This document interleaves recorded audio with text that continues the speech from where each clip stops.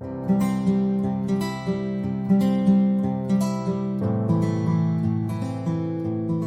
pues. Muchas gracias, Mario, por la invitación. Hola a todos. Eso de que mi investigación está en la intersección de las políticas públicas con la medicina y las ciencias sociales, básicamente es todo. Eso refleja más bien mi déficit atencional que otra cosa. Eh, Así que aprovecho como de, de contarles un poco. Eh, Mario me explicó que esto es una reunión, un seminario clínico, donde hay gente de distinta formación, en general relacionados con la salud humana.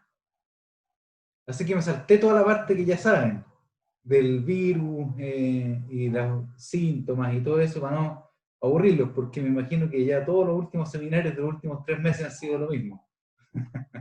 Así que voy a tratar de ir al grano en la parte que yo creo que ojalá consideren que es un aporte. Mario me dijo que tenía eh, como 40 minutos para presentar, creo, así que voy a tratar Sí, de mantenerme ahí en el tiempo. ¿Ya? perfecto. Otro, como dijo Mario, soy ingeniero, así que no soy médico, no, así que las preguntas difíciles háganselas a sus colegas. Bueno, algunos hechos principales entonces para entender la pandemia. Lo primero es que, ya todos lo saben, pero una de las cosas que marca esta epidemia es que se origina en Wuhan, en una ciudad de 11 millones de personas. Wuhan tiene un tráfico aéreo de 30.000 personas al día, aproximadamente. Entonces, era una tormenta más o menos perfecta. El, el 8 de diciembre el mercado de Wuhan ya estaba cerrado, lo que sugiere que probablemente los chinos sabían que había alguna neumonía producida por un virus desconocido. Eh, Notifican el 31 de diciembre a la OMS y el 11 de enero es la notificación de la primera muerte por este clúster de neumonía. Eh, el 30 de enero la OMS declara emergencia de salud global. El 23 de enero Wuhan cierra el transporte público. Es interesante porque este slide muestra esa diferencia. En la mano izquierda está, esto es una visualización que hizo el New York Times, en la mano izquierda muestran el transporte de la provincia de Hubei, que es donde está Wuhan, en la mitad, es la otra ciudad grande que hay aquí, y por supuesto Shanghái. Eh, y hay un tráfico humano enorme, y el 4 de febrero, unos días después del cierre, el cierre se produce el 23, ya hay una baja increíble en el número de viajes. Algunas cosas importantes que la fiesta primavera es el 23, el 11 de enero y el año nuevo lunar el 25 de enero, entonces una época de varios viajes. Wuhan tiene 30.000 vuelos diarios, entonces al momento de cerrar el 23 de enero ya había transmisión epidémica en 26 países. El foco estaba esencialmente en Italia, Milán, en Teherán, en Irán, y en Corea del Sur. El 1 de marzo. Entonces, ¿dónde estamos hoy? Tenemos 6.600.000 casos aproximadamente reportados de coronavirus. Hay 300, casi 400.000 muertes. Para tener una orden de magnitud, la influenza estacional se estima que mata aproximadamente entre 270.000 y 600.000 personas al año. Entonces todavía estamos en el rango de influenza estacional. ¿Cuál es la diferencia? Que esos son modelos matemáticos. Y no todos los casos de influenza obviamente están confirmados por laboratorio. Los 400.000 casos de muerte que estamos viendo por COVID son en su inmensa mayoría confirmados por laboratorio. Y vamos a seguir viendo muertes durante mucho tiempo más, incluyendo Chile, por supuesto. Algunas cosas increíbles, otros efectos que ha tenido el COVID. Aquí puse dos portadas del New York Times. El New York Times es uno de los diarios más globales, quizás, que existen. En el lado izquierdo está el impacto en salud.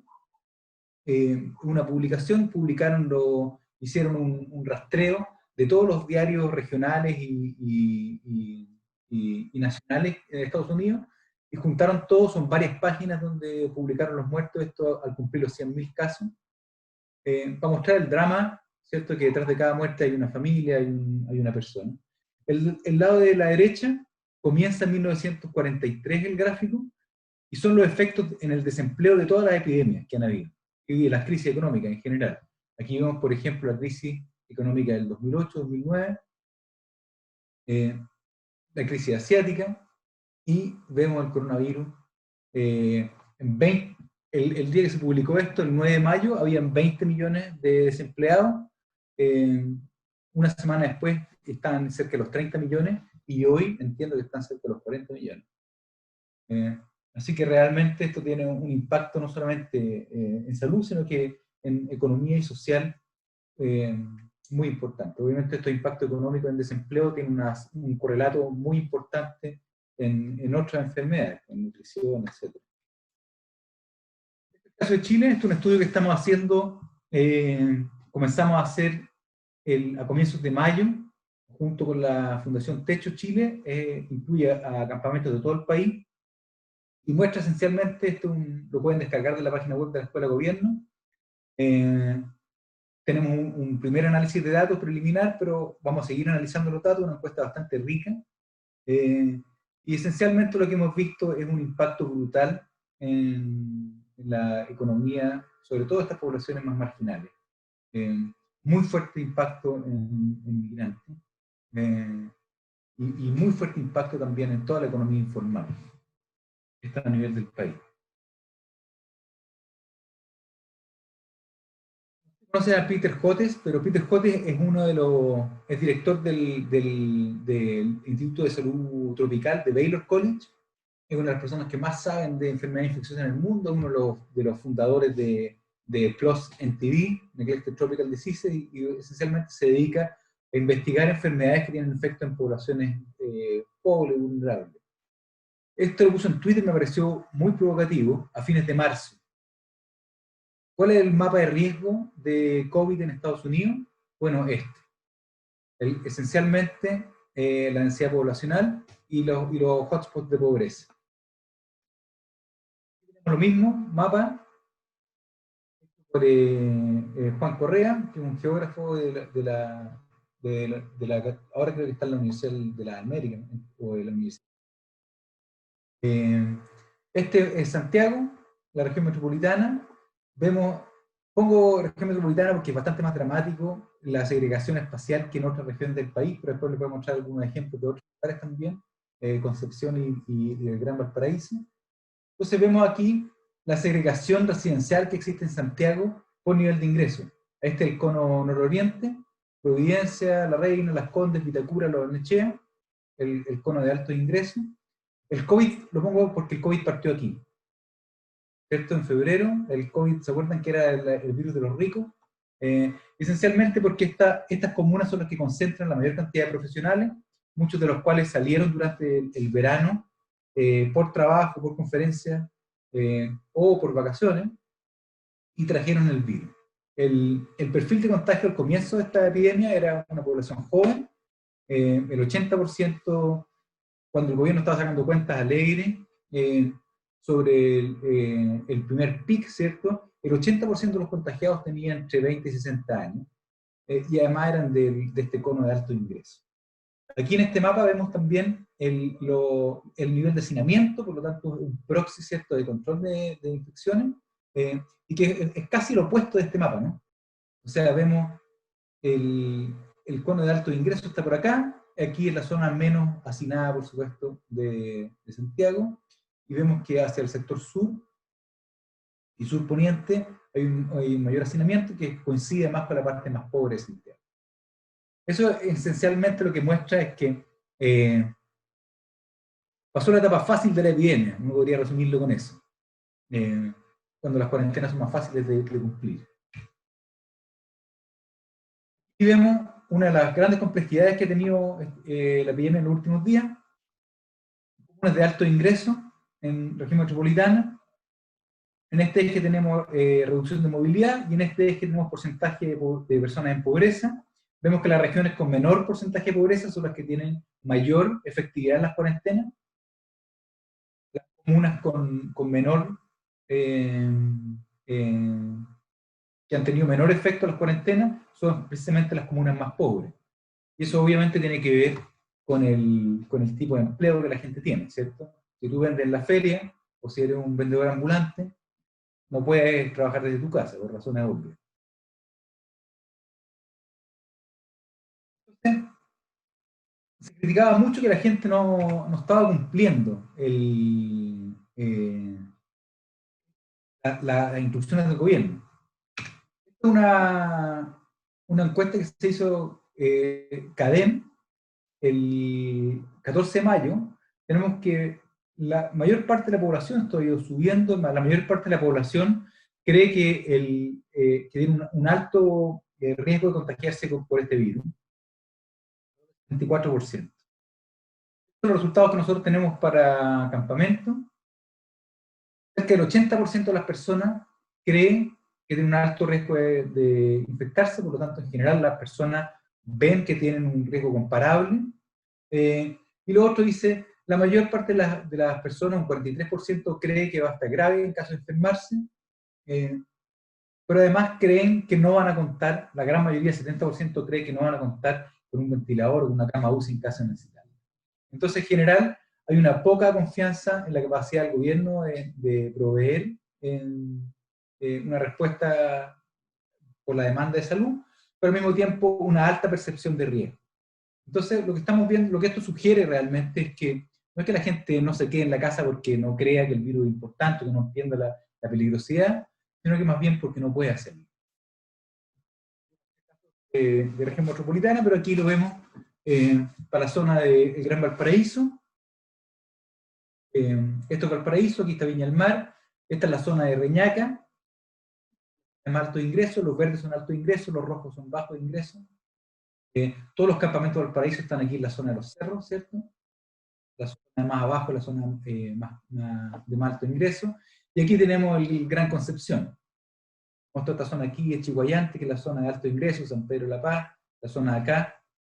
Y después hace Talcahuano también, y Coronel bastante menos. ¿Por qué traigo esto? Porque hay diferencias socioeconómicas que explican también la diferencia en transmisión. Entonces, ¿cómo llegamos aquí? ¿Por qué estamos aquí? ¿Cómo llegamos a este punto donde tenemos una... No quise poner los datos de Chile porque todos sabemos que estamos en 113.000 casos confirmados, más de 1.000 muertes, y subiendo bastante rápido. Pero, entonces, ¿cómo llegamos aquí? Y aquí vamos a, no sé si conocen el DeLorean, tenemos que viajar atrás un poco en el tiempo para ver cómo llegamos a donde estamos.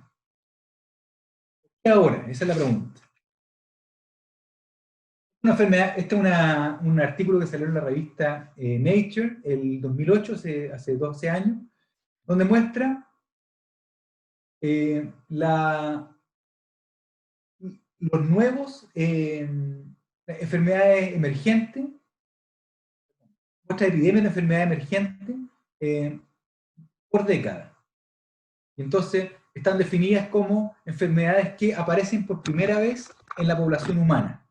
Y vemos una tendencia súper clara, ¿cierto? Desde la década del 40 hasta el 2000, un aumento significativo, independiente de cómo lo midas, por modo de transmisión, por tipo de transmisión, si es zoonótica o no es zoonótica, por tipo patógeno. Los más fuertes son bacterias y virus, pero también hongos, parásitos. Otra forma de mirar esto mismo es en el número de epidemias. Aquí muestran el eje y en este eje es el número total de epidemias que han surgido en las últimas décadas, desde el año 80 ahora, y el otro eje muestra el disease richness, o sea, cuál es la diversidad de enfermedades que han ocurrido. Y vemos la misma tendencia que estamos viendo antes, ¿cierto? Un aumento sostenido en las últimas décadas, independiente de cómo lo mire, si son transmitidos por vectores, si son enfermedades humanas, si son zoonosis, y en general vemos un aumento sostenido. Entonces, ¿por qué? ¿Por qué se produce esta paradoja? Esta es como una pregunta importante, yo creo, porque nunca quizás habíamos entendido tanto de virus, nunca en la historia de la humanidad habíamos sabido tanto de patógenos, de virus, bacterias, hongos, y nunca habíamos estado tan expuestos. Perdón, pero aquí le estaba contando que aquí está el caso del ébola. Estos son el número de viajes. La epidemia de ébola, ahora hay una en República Democrática del Congo acá abajo, pero esta es la del 2014-2016, que fue la más grande que se había registrado hasta entonces. Y esto muestra los vuelos que salen de estas zonas de Guinea, Sierra Leona y Liberia, y muestran los destinos más comunes de esa época. Entonces tenemos Londres, Bruselas, París, Casablanca, eso es Marruecos. Esos son los lugares que tenían mayor riesgo de ser infectados. A este lado tenemos Zika, cuando partió la epidemia de Zika en Brasil, recuerdan, y este gráfico mezcla dos cosas. Por un lado, el número de vuelos que tenemos originados en Brasil, y eso incluye Santiago, pero tiene una capa de complejidad adicional, que es que el virus necesita un mosquito para transmitirse, ¿cierto? Como todos saben, Aedes albopictus, Aedes aegypti, y el mosquito no está en todas partes, sino que está solamente en la zona aquí, tropicales y subtropicales. En la zona de Estados Unidos, el amarillo es solamente estacional, el rojo es todo el año. Y entonces vemos, efectivamente, que hay una relación muy fuerte entre el comercio internacional y el riesgo de enfermedades y de epidemias mundiales, y lo otro es dentro del avión, ¿cierto? Aquí, este es un caso de estudio de un avión que de Hong Kong a Beijing, con un pasajero infectado con MERS. Aquí este crucecita es MERS, y los rojos son todos los pasajeros que se infectaron en ese vuelo. O sea, uno de los mecanismos, ¿cierto? El segundo mecanismo, dijimos que habían tres razones principales, pero hay muchas más que explicaban este aumento de la epidemia. La segunda es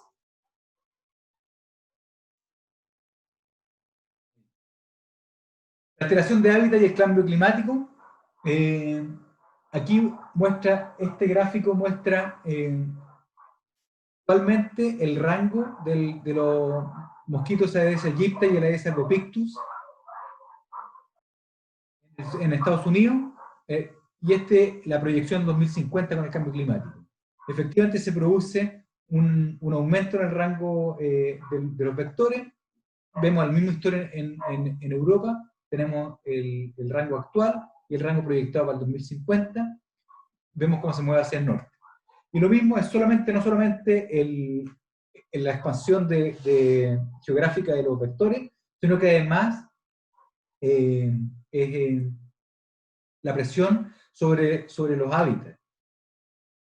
Esto está bien relacionado con el aumento de tasa de urbanización, donde vemos que hay una mayor densidad en la forma en que viven los humanos, hay mucho mayor convivencia con los animales, entonces no solamente hay mayor contacto con animales distintos, sino que además ese contacto es más intenso, se produce de manera más permanente, como por ejemplo en los que se llaman los wet markets en China, que es el origen de este coronavirus. Después hay otros problemas como manejo de residuos, por ejemplo, etc. Entonces estos son como los tres impulsores fundamentales. Y después vemos aquí la tendencia mundial, ¿cierto?, de nuevas enfermedades infecciosas, y vemos efectivamente que la mayoría de las nuevas enfermedades infecciosas están ocurriendo en zonas más bien pobres. Y aquí se produce otra paradoja, que justamente en términos mundiales, los lugares que tienen mayor capacidad de detección de virus y mayor capacidad de respuesta efectiva son precisamente los lugares que tienen menor riesgo de epidemia.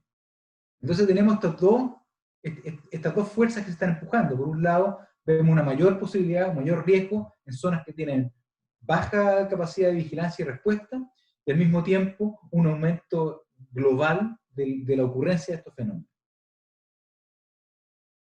Lo segundo es que, bueno, ustedes son virólogos, yo no, pero esto no se hace, ¿eh? Pero los virólogos dicen, yo les dije. Y aquí hay dos pruebas por un lado tenemos dos artículos, uno publicado en PNAS, donde estudian las colonias de murciélagos en China, y en el otro un review también de los coronavirus, y donde advierten específicamente que esta muestra, esta combinación de los wet markets con el consumo de murciélago, es una bomba de tiempo. Efectivamente nos expone innecesariamente y con una alta probabilidad a una epidemia global. Entonces esa es como nuestra ida al pasado. ¿De dónde venimos todo esto? Ahora, algunos conceptos útiles para cuantificar las pandemias. ¿Cómo podemos medir? Aquí, este es un gráfico que me parece bien útil, muestra una forma de cuantificar las pandemias de influenza, donde tú tienes en un eje, tienes la transmisibilidad del virus, y en el otro eje tienes la severidad de la infección que produce, ¿cierto? Entonces, aquí vemos para influenza, tenemos en un extremo la gripe española, 1918, donde tenemos un alto nivel de transmisibilidad y un alto nivel de severidad. Y tenemos aquí, por ejemplo, esta es H1N1, el año 2009, y tenemos otras que también han sido epidemias globales, pero que han tenido un efecto un poco menor. Entonces, esta es una forma de entenderlo, y vamos a ver cada uno de estos, vamos a ver la transmisibilidad y la severidad clínica. La transmisibilidad se mide con este famoso R, que me imagino que todos han escuchado. Hasta hace poco era un número oscuro, pero ahora es más bien está incluso en la prensa. Y lo que muestra el R es cuántos pacientes promedio genera cada persona infectada. Cuántas nuevas infecciones genera cada persona infectada en una población que es completamente susceptible. Ese es el R0. Por ejemplo, aquí en este gráfico mostramos el R0, por ejemplo, tenemos un paciente, este paciente infecta a 2, cada uno de ellos infecta a 2 más, y así esta cuestión va creciendo exponencialmente. ¿Por qué esto es importante? Porque si nosotros tenemos el R0, por ejemplo, de una influencia estacional es 1.3, eso significa que en 10 generaciones, o sea, 1, 2, 3, 4, 5, hasta 10, en 10 generaciones vamos a tener aproximadamente 15 casos de influenza. Con el R0 del COVID, en 10 generaciones, el R0 del COVID de aproximadamente 2,5, en 10 generaciones tenemos un poco menos de 10.000 casos. Es el orden de magnitud. De 1.3 a 2.4 o a 2.5 estamos hablando de 14 casos nuevos que produce cada infectado. Entonces estamos hablando, aquí está el COVID más o menos, hay enfermedades que son mucho más infecciosas, como el sarampión, por ejemplo, que está acá arriba, o la viruela que está acá, y hay otras que son mucho más mortales, ¿cierto? Esto está en escala logarítmica, como el MERS, el SARS o el ébola, que no tratados tienen, son mucho más severas que la segunda medida que puede usarse, es la medida de severidad clínica, que típicamente se mide como la tasa de letalidad, que es la cantidad de personas que mueren con el virus, ¿cierto? Ahora, hay muchas formas que uno se puede equivocar en calcular la tasa de letalidad. La tasa de letalidad es esencialmente el número de muertes dividido por el número de infecciones. Y no sé si vieron esto. Esto es en marzo, a comienzos de marzo. La OMS decía que la tasa de letalidad es 3.4. Trump decía que no, que la OMS miente. Y por primera vez Trump tenía razón. Y lo que hemos visto, esto ya lo voy a hacer rápido porque todos lo saben, ¿cierto? Tenemos mucho mayor letalidad en población mayor, en especial sobre 80 años, mucho menor en población menor, pero además hay otras cosas que afectan la letalidad, porque hemos visto diferencias en letalidad muy fuertes entre Italia, por ejemplo, China, Alemania, Suecia. Esto es más o menos antiguo, pero se ha actualizado y tiene que ver con la estructura de la población, o sea, cuántos viejos hay en la población, por ejemplo. En un país como Italia, es la segunda población con mayor cantidad de personas mayores en el mundo, después de Japón. Después es la capacidad del sistema de salud y la severidad de los casos diagnosticados. Cuando parte una epidemia se diagnostican casos mucho más graves que cuando la epidemia ya está más adelante. Otra cosa importante, el subreporte de casos. Hay bastante evidencia que los casos son subreportados.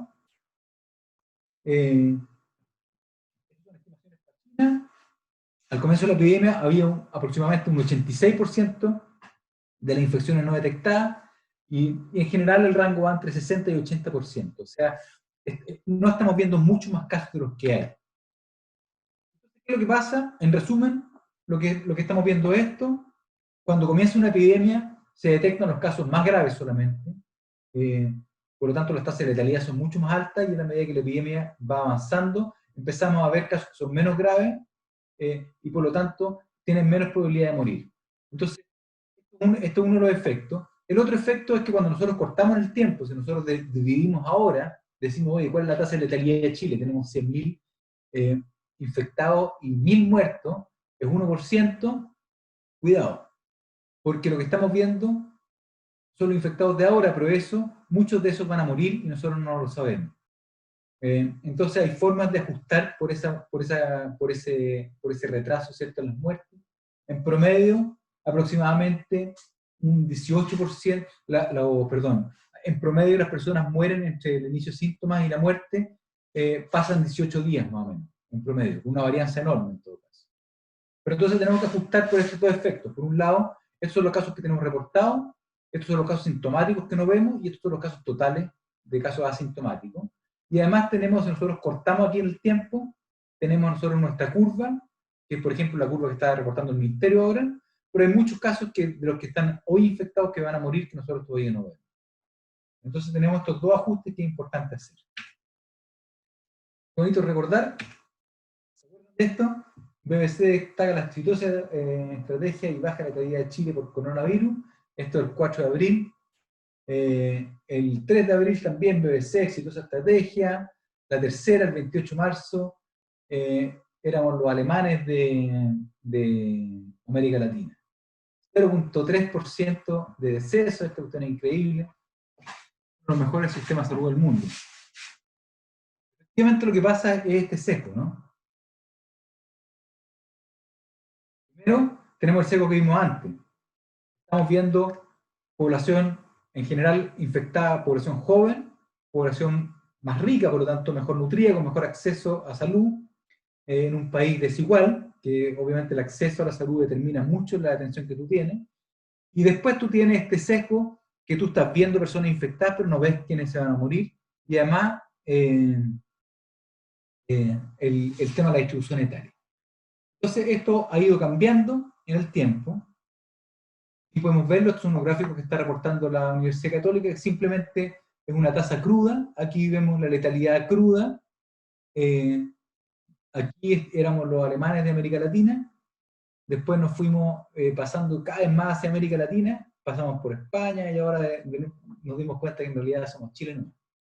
Aquí están los casos, la misma letalidad ajustada sin corrección, un desfase de 7 días y con un desfase de 14 días. Simplemente asumiendo que cambiando el denominador. Y vemos, claro, claramente que hay un aumento mucho más grande cuando tú consideras ese lag. También hay otras formas de hacerlo, nosotros lo hicimos lo mismo, pero tratando de calcular los intervalos de confianza, etcétera, etcétera, para Chile. Entonces aquí vemos, esto es desde comienzos de abril hasta el 15 de mayo aproximadamente. Entonces lo que estamos viendo es que el último gráfico, aquí está por edad, de 0,39, 40, 49, 50, 59. Estas son la tasa cruda y esta es la tasa ajustada. Vemos que hay una baja en la letalidad y un pequeña aumento al final. La distribución por edad es bien similar al resto del mundo, con mucho mayor letalidad en la población mayor. Aquí tenemos mayores de 80, estamos alrededor de 26%. En general estamos cerca del 1.8% ajustando por este atraso, pero no estamos ajustando por los casos que no detectamos, porque eso todavía no se puede hacer. Uno dice, ya vamos a llegar ahí. Probablemente lo que vamos a ver ahora es el efecto del sistema de salud. No sé si han visto, pero Santiago estaba, la región metropolitana estaba con uso de UCI de alrededor de 95%, que esencialmente significa que en varios hospitales están sobrepasados, y en regiones, el resto del país estamos en alrededor de 80%, lo que también sugiere que hay potencial para que esto se siga poniendo crítico. Probablemente si se pone crítico, uno empieza a sumar aquí esta letalidad en el tiempo, como en tiempo real, empieza a sumar, ¿cierto?, todos esos pacientes que tú dejas de atender porque ya no caben, porque no los puedes conectar, o porque simplemente no tienes dónde hospitalizar. Hay dos estudios que son interesantes, uno, bueno, hay varios más, pero estos tienen que ver con esta tasa de subreporte. Uno es este estudio de serología que hizo la Universidad de Desarrollo, llevan solamente 400 personas de 1800 contactadas, pero salió en el diario, dice que aproximadamente hay 7 veces más casos de más infecciones que la que estamos detectando, y también hay un estudio de Carlos Villalobos que salió recién de la Universidad de Talca, donde estiman que habrían aproximadamente 500.000 personas infectadas en Chile ahora, cuando uno ajusta por esta tasa de subdiagnóstico. Igual en otras partes, España tiene la misma situación. Esto es un estudio de serología en España, hay mucha variación entre regiones también, pero en promedio se estima que un 5% más o menos de los españoles, con esas tremendas colas que tuvieron, estuvo infectado, y esto sugiere que toda esta idea de la de rebaño es más bien un deseo muy lindo, pero no va a ocurrir, o no va a ocurrir por lo menos en el corto plazo. Otro desafío importante aquí es el tema de los test. Aquí este es el número de test cada 1000 personas que ha hecho Chile. Hemos visto un aumento significativo desde mediados de abril. Aquí abajo están otros países de América Latina, Colombia, Cuba, Argentina. Estamos testeando más que otros países, en eso el ministro tiene razón. Lo que es un poco confuso es que la OMS sugiere que los países debiesen estar en un menos de 10% de positividad en los test. Nosotros estamos en Santiago llegando casi 40%, en el país llegando cerca de 30%, lo que sugiere que efectivamente hay muchos más casos de los que estamos viendo. Entonces, solamente algunas cosas importantes como de modelación de todos estos modelos que están saliendo, todas estas estimaciones. Esencialmente estos modelos suponen que uno puede dividir la población en personas susceptibles, infectadas y recuperadas, y aquí vemos los susceptibles son los celestes, los infectados son los cafés, y a la medida que pasa el tiempo los cafés van infectando a los azules, ¿cierto? Y eso es lo que vamos viendo en esta curva epidemiológica, que va aumentando el número de infectados y va disminuyendo la población el número de susceptibles. Llega un punto donde ya no hay más personas susceptibles, y estas personas empiezan a recuperarse. Esto obviamente es una simplificación. Y entonces, cuando ya no hay más personas que se pueden infectar, empiezan a bajar la tasa de infectados y tenemos un montón de personas que están recuperadas y en general nosotros creemos que tienen inmunidad. Esto es lo que suponen la gran mayoría de los modelos mecanísticos. Ahora, hay algunas formas más sofisticadas de hacerlo, ¿cierto? Donde tú puedes incluir casos que no son reportados, hospitalización, etcétera, pero el principio es siempre el mismo y el parámetro clave es este R. El R efectivo es el número de reproducción. Entonces, nosotros tenemos que cuando el R es mayor que 1, la epidemia va creciendo. Cuando el R es igual a 1, la epidemia está estable, porque cada persona infectada contagia solamente a una persona infectada. Y cuando el R es menor que 1, la epidemia disminuye. Y entonces, este R esencialmente se calcula como una mezcla entre duración de infectividad, cuánto tiempo una persona infecta a otro, cuántas personas susceptibles contagian y cuál es la probabilidad que en ese contagio la persona se infecte. Entonces, por ejemplo, cuando cerramos una escuela, lo que hacemos es que bajamos la probabilidad de infección en los contagios. Porque en la escuela los niños están todo el día juntos, entonces hay mucha oportunidad para que el virus salte de una persona a otra. Todas estas medidas de distanciamiento social bajan este valor, que cuántas personas susceptibles tú contactas. Si tú te quedas en tu casa, obviamente estás infectado, no contactas a nadie, no infectas a nadie. Entonces, vamos a aplanar la curva, se trata de disminuir este R para que baje la pendiente y el número de infectados nunca supere la capacidad del sistema. Uno de los artículos más influyentes que han salido sobre este tema, que es el artículo que hizo Neil Ferguson, que fue el que cambió la política de control del virus en Inglaterra, en Reino Unido. Esencialmente lo que hacían es que calculaban la curva, esta sin ninguna intervención, y con varias intervenciones alternativas. ¿Ya? Y entonces calculan, el rojo es la demanda del sistema, y estas son las curvas para distintas intervenciones. Nosotros lo hicimos humildemente. Al comienzo de esta epidemia hubo todo este lío con el gobierno, ¿cierto? Que no iban a pasar los datos, que se iban a pasar los datos, que no habían datos, que se habían datos. Al final lo que hicimos es que hay un montón de estos modelos disponibles en Internet, pero la mayoría están hechos en R o en Stata o en MATLAB, perdón, o en Python, y entonces requieren que la persona que los programó los actualice. Entonces es muy difícil porque la persona que los programa tiene que actualizar los parámetros, en general están hechos para un puro país, para un momento en el tiempo. Nosotros pensamos cómo podíamos contribuir a que el gobierno tomara mejores decisiones, incluyendo gobiernos regionales y locales. Entonces pensamos cómo podemos hacer una herramienta que la gente pueda usar fácilmente. Y hicimos esta herramienta, que es una herramienta que hicimos en Excel. Es súper fácil de usar, requiere parámetros que la mayoría de la gente que trabaja en salud pública, que los saludistas tienen, que es por ejemplo el número de casos, cuántas camas hay disponibles, y algunos parámetros que han ido mejorando, por ejemplo el periodo de latencia, el periodo que una persona está hospitalizada en la UCI, no en la UCI, cuánto tiempo una persona necesita un ventilador, etc. Está disponible en español y en inglés, está publicada en esta revista, International Journal of Infectious Diseases. Es muy sencillo de usar, se usa más o menos la interfaz más o menos así, es como una planilla de impuestos, me dijo un amigo. Y simplemente uno pone los casos que tiene, los casos que ha tenido, y esto te calcula en un escenario de alta transmisión y de baja transmisión, cómo va a ser la curva, cuál es la capacidad del sistema, y aquí tú puedes poner distintos escenarios. En este escenario está, este es el escenario de distanciamiento social por poco tiempo, este por mucho más tiempo, y este por mucho más tiempo. La sombra azul te muestra cuánto tiempo tú estás haciendo la medida. Pero puedes elegir también usar cuarentenas, etcétera, etcétera.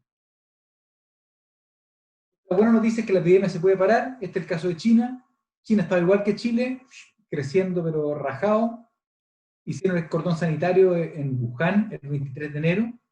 Bajaron el R efectivo de 3.8 a 1.25 con este distanciamiento social, que es similar a lo que está haciendo Chile. Pararon el transporte público, pararon las salidas de aeropuertos y buses, y bajaron de 3.8 a 1.25, el R, este famoso R. Después, con una cuarentena centralizada y aislación de casos, que en el fondo tomaban los casos de sus casas, se los llevaban a hospitales y estadios que habilitaron para aislar a los pacientes, para que no se produjera infecciones dentro de los hogares, y bajaron el R a 0.32. Y esencialmente su curva fue esta. Cierre de cordón sanitario, cierre de transporte público, y aquí empiezan las cuarentenas islas. Y algunas fotos, este es el cordón sanitario, ¿cierto? La gente no había nadie en la calle, todo el mundo cumplía. En China la gente sí obedece al gobierno. Vamos a entrar a discutir por qué. Tuvieron 2 hospitales en 2 semanas, este es uno de los hospitales, mostraron una capacidad logística impresionante. Este es un estadio habilitado para aislamiento social, como pueden ver tienen también la gente separada, y además hubo un apoyo muy fuerte de personal médico y de infraestructura.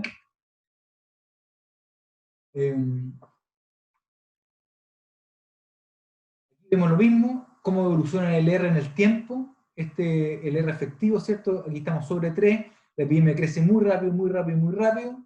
Viene el cierre de la ciudad, efectivamente el R hasta que llega a menos de 1, y aquí el 8 de marzo ya, aquí empieza la cuarentena centralizada, y baja a un nivel, un R parecido a 0,3, a 0,3 más o menos.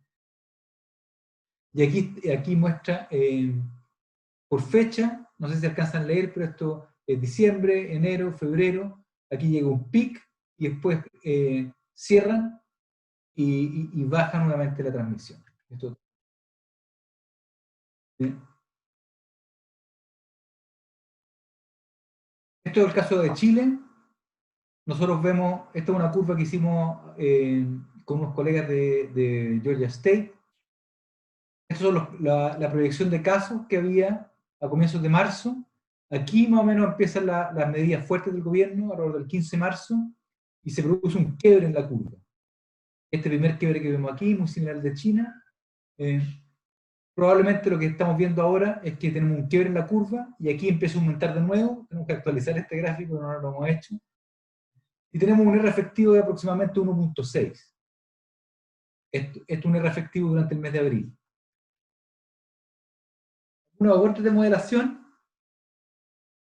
y con esto voy a terminar mi presentación. Algunas cosas, ¿qué cosas se han sabido con estos modelos matemáticos y análisis de datos que de otra forma no se habrían sabido? Lo primero es que este artículo fue publicado el 17 de enero, habían 60 casos reportados oficialmente en China, y la gente de Imperial College dijo, no, ustedes tienen probablemente alrededor de 1.700 casos. Después obviamente nos dimos cuenta que era verdad. Pasó lo mismo en Irán. Irán tenía 43 casos reportados a fin de febrero. Un grupo de Toronto dijo, ustedes tienen probablemente alrededor de 18.000 casos. También estimaron el riesgo ¿se acuerdan que vimos eso de los aviones? Este es el riesgo de Europa de contagiarse en base a los vuelos que salían de China. Vemos efectivamente lo que ha pasado, el riesgo de España 10%, el riesgo de Francia 13%, Italia 11%, y efectivamente esos fueron los países que se contagiaron temprano. Después, en base a lo que está, este es un artículo bien interesante que salió el 23 de enero publicado, donde dicen, en base a lo que estamos viendo, las tasas de transmisión, probablemente hay transmisión entre humanos, al comienzo se creía que eran solamente de animales, y esto ya me lo voy a saltar. Solo quiero terminar diciendo que en Chile hay un montón de grupos que están haciendo estos modelos. Nosotros tuvimos un webinar con 16 grupos el 15 de abril. Esto incluye grupos este grupo, por ejemplo, el grupo de la Universidad de Aysén, hay grupos de Valparaíso, grupos de la Universidad de Chile, de la Católica, de Conce, y un montón de modelos distintos, modelos basados en agentes, modelos basados en poblaciones, modelos determinísticos como el que les mostré antes. Pero hay un montón de gente trabajando en Chile, los videos están disponibles también por si en caso de alguno esté interesado, y la mayoría de los grupos está publicando las cosas en su repositorio. Con esto termino. Hay tres cosas que salió también al comienzo de la epidemia, tres cosas interesantes que recomienda para controlar el virus la OMS. Lo primero es seguir la recomendación de los expertos de la OMS. Lo segundo es que la evidencia tiene que ser pública. Tienes que publicar lo más temprano posible, someterte a la crítica de tus pares, que te digan cómo mejorar, que te digan qué cosas están bien, qué cosas están mal. Lo tercero es que la cooperación internacional, es decir, ver lo que está pasando en otros países. Nosotros tenemos la gran ventaja que vamos 2 meses atrás que de Europa, entonces podemos ir viendo qué es lo que les funciona a ellos, qué es lo que no les funciona. Esto termino, le agradezco mucho la invitación, siento mucho los problemas técnicos que tuvimos en la presentación, espero que me inviten de nuevo, la próxima voy a tratar de mejorarlo.